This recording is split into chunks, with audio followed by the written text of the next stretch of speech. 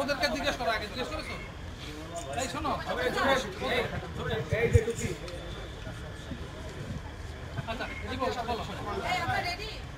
না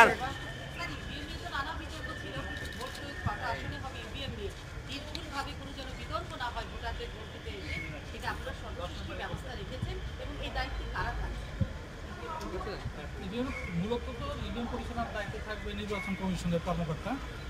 তাদেরকে সহযোগিতা করার জন্য সেনাবাহিনীর চৌকুশ কর্মকর্তা যারা এ ব্যাপারে প্রশিক্ষণপ্রাপ্ত তাদেরকে আমরা অনুরোধ করেছি, তারা সাহায্য করে যাচ্ছে।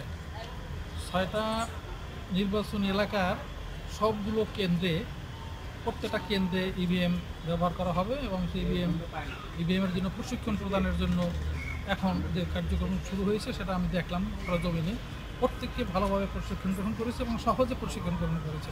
প্রত্যেকেই তারা জানে কীভাবে মেশিন হ্যান্ডেল করতে হয়, কীভাবে ভোট নিতে হয় এবং ভোট সমাপ্ত করে গণনা করতে হয়। এটা আমি দেখলাম যে ভালো তারা দক্ষতার সাথে সেটা প্রাপ্ত করতে পেরেছে।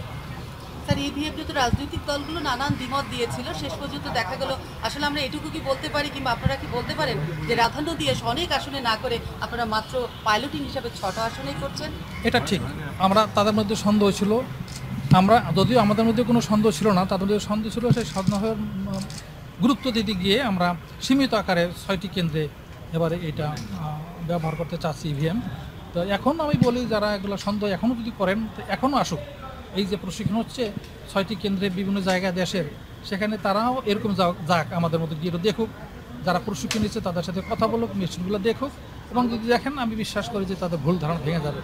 স্যার, এত গেলে ইভিএম নিয়ে আরেকটা প্রশ্ন ছিল, আজ তো সারা দেশে সেনাবাহিনী মোতায়েন হয়েছে, মোতায়েনের আগে থেকে বিভিন্ন ধরনের হামলা হচ্ছিল, আপনাদের কাছে অভিযোগ নিয়ে আসছিলেন বিভিন্ন রাজনৈতিক দল। তো আজ তো সেনাবাহিনী মোতায়েন হয়ে গেল, এর ফলে কি হামলাগুলো বন্ধ হবে এবং ভোটারদের মনে আস্থাটা ফিরে আসবে? অবশ্যই ভোটারদের মনে আস্থা ফিরে আসবে। আমরা সেনাবাহিনী নিয়োগ করার, মোতায়েন করার উদ্দেশ্যই হলো ভোটারদের আস্থা আসবে। এবং এই সুযোগে আমি সব রাজনৈতিক দলের কাছে আবার অনুরোধ করি, বিনীতভাবে অনুরোধ করি যে নির্বাচনের মধ্যে যেন হয় সহিংসতা, নিজেদের মধ্যে ভুল বুঝাবুঝি, তর্ক বিতর্ক, হাঙ্গামা এগুলো পরিহার করে কেবলমাত্র নির্বাচনী প্রচারণার মাধ্যমে তাদেরকে নিবদ্ধ থাকার জন্য অনুরোধ করি। আর সেনাবাহিনী আছে তাতে তো আরও তাদের হবে, তারা সহায়তা করবে।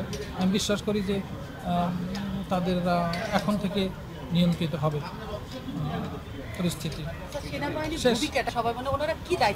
সব দায়িত্ব পালন করতে পারে, আইন শৃঙ্খলা রক্ষার জন্য যে কোনো ধরনের দায়িত্ব। যদি সেনাবাহিনীর সামনে এমন কোনো পরিস্থিতির সৃষ্টি হয় যেখানে নিয়ন্ত্রণের প্রয়োজন হবে, তখন তারা নিজে স্ব-উদ্যোগে সেখানে গিয়ে সে পরিস্থিতি সামাল দিতে পারবে। এগুলো আইন আছে, 8 টু সিভিল পাওয়ার নামে একটা নির্দেশনা আছে, সেই আলোকে তারা ব্যবস্থা গ্রহণ করবে। স্যার, জনসভা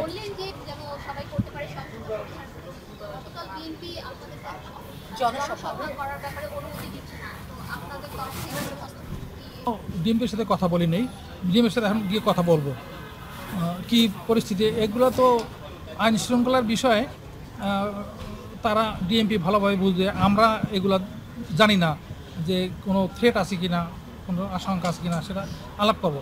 আমি গিয়ে ডিএমপির সাথে কথা বলে দেখি তারা কী পরিস্থিতি, কী অবস্থানে তারা আছে আমি জানি না এখনো। ওকে মম, ওকে।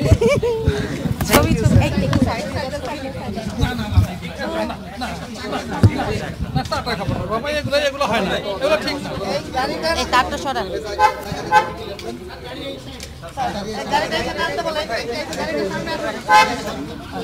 সাংবাদিক